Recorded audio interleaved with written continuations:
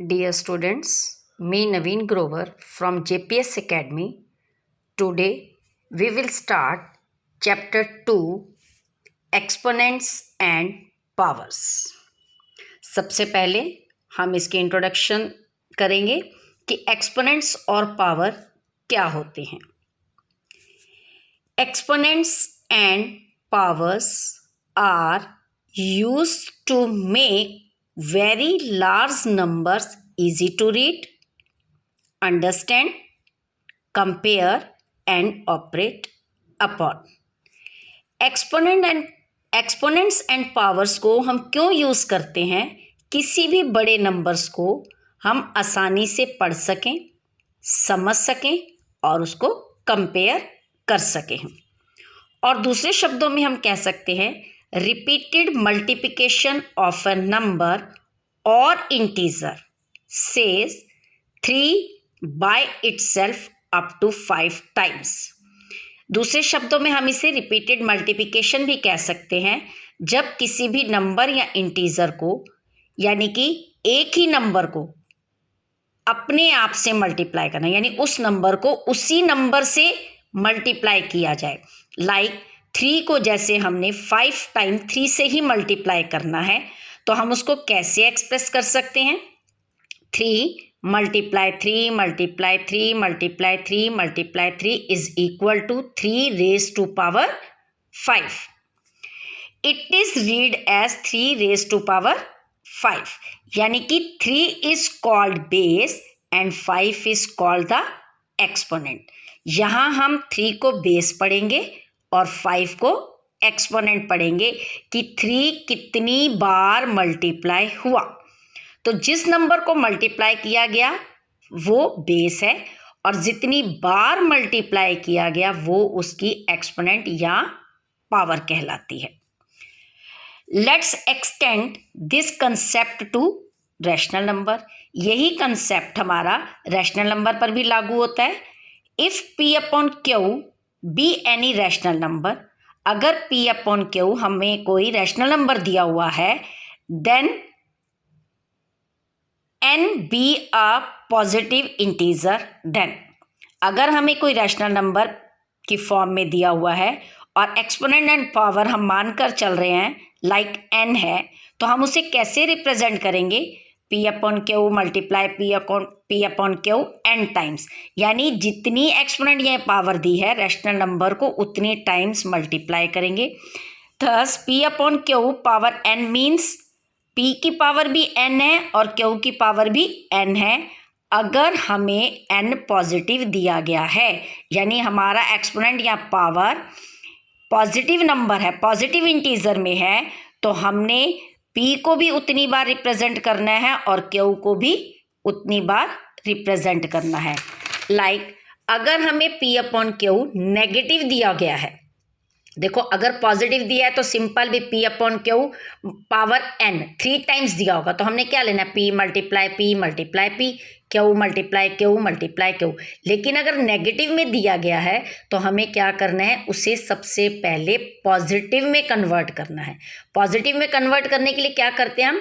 ये हमारा बेस है P अपॉन Q, ये हमारी एक्सपोनेंट और पावर है तो हम बेस को रेसिप्रोकल कर देते हैं. इट मीन्स जो Q था डिनोमिनेटर था वो अब न्यूमरेटर के प्लेस पर आ गया और जो P न्यूमरेटर था वो हमारा डिनोमिनेटर के प्लेस पे आ गया. यानी बेस को रेसिप्रोकल कर देंगे तो हमारा जो इंटीजर नेगेटिव में दिया था वो हमारा पॉजिटिव में कन्वर्ट हो जाएगा. आओ सीखें इसके लॉ ऑफ एक्सपोनेंट. इस चैप्टर को करने से पहले हमें लॉ ऑफ एक्सपोनेंट्स पता होने चाहिए कि हमने इसके लॉ को कैसे यूज़ करना है, यानी कुछ फार्मूलाज हैं, इसी पर ये हमारा चैप्टर डिपेंडेड है. इन्हीं लॉ को हमने इस एक्सरसाइज में कैसे यूज़ करना है. देखो अगर हमें कोई भी नंबर, ठीक है, इंटीजर या रैशनल नंबर की फॉर्म में दिया हो तो हमने क्या देखना है? सिर्फ इफ 2 नंबर्स और 2 rational numbers are given then if they are same, यानी कि बेसिस सेम है और पावर्स अलग अलग हैं और बीच में मल्टीप्लाई का साइन है, तो हमें क्या करना है? एक बार बेस को लेना है और दोनों की पावर्स को प्लस कर देना है. लाइक AM मल्टीप्लाई AN, तो we will take a one time and we will plus the powers if the multiply sign is given there. Same if the basis are same but the divide sign is given there, then we will minus the power, subtract the power, and m should be greater than n, कि m n से बड़ा होना चाहिए. इसी तरह अगर आपको m और n की फॉर्म में दिया गया है, यानी डबल पावर्स दी गई हैं, a की पावर m दी हुई है और अगेन उसकी पावर n दी गई है, तो आपने क्या लेना है, m और n को मल्टीप्लाई कर देना है, पावर्स को मल्टीप्लाई करना है, बेस को एज इट इज़ ले लेना है. ठीक है, यानी a m मल्टीप्लाई n हो जाएगा. इसी तरह next a raise to power m divided b raise to power m. अब यहाँ पर देखो क्या है, यहाँ पर बेसिस अलग अलग हैं लेकिन पावर सेम है. तो अब हमने क्या करना है, बेसिस को सॉल्व करना है. सिंपल जैसे हम डिवाइड करते हैं, a डिवाइडेड बाय b और पावर को वन टाइम ले लेना है. देखो जब हमारे यहाँ बेसिस सेम थे तो हमने बेस को एक बार लिया, पावर को सब्ट्रैक्ट किया. अब बेसिस अलग अलग हो गए तो हमने बेसिस को सॉल्व करना है, पावर को एक बार लेना है. इसी तरह मल्टीप्लाई में अगर बेसिस अलग अलग हैं तो आपने बेसिस को सॉल्व करना है और पावर को वन टाइम जो गिवन है वो लेकर चलना है. अगर आपको कोई भी नंबर ज़ीरो एक्सपोनेंट दिया हुआ है, उसका किसी भी इंटीजर रैशनल नंबर को अगर ज़ीरो एक्सपोनेंट की फॉर्म में दिया गया है तो उस पूरे की वैल्यू किसके इक्वल होती है, 1 के इक्वल मानकर चलनी है. और सेम जैसे मैंने अभी आपको बताया, अगर नेगेटिव में दिया गया है तो हम रेसिप्रोकल ले लेंगे. ए का रेसिप्रोकल के क्या हो जाएगा, 1/a, और ये पॉजिटिव में कन्वर्ट हो जाएगा.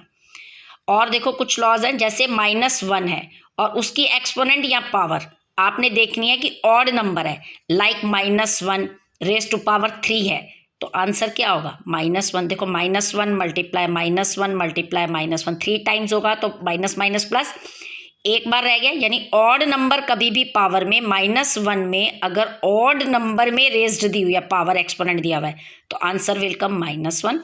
सेम अगर इवन नंबर में पावर दी गई है तो answer will become in plus form, यानी पॉजिटिव फॉर्म में आपका आंसर आएगा. तो सबसे पहले यही ज़रूरी है कि हम इन लॉ को अच्छी तरह से समझें. ठीक है, तो आज आप सबने सिर्फ क्या रिवाइज करना है, लॉ ऑफ एक्सपोनेंट्स.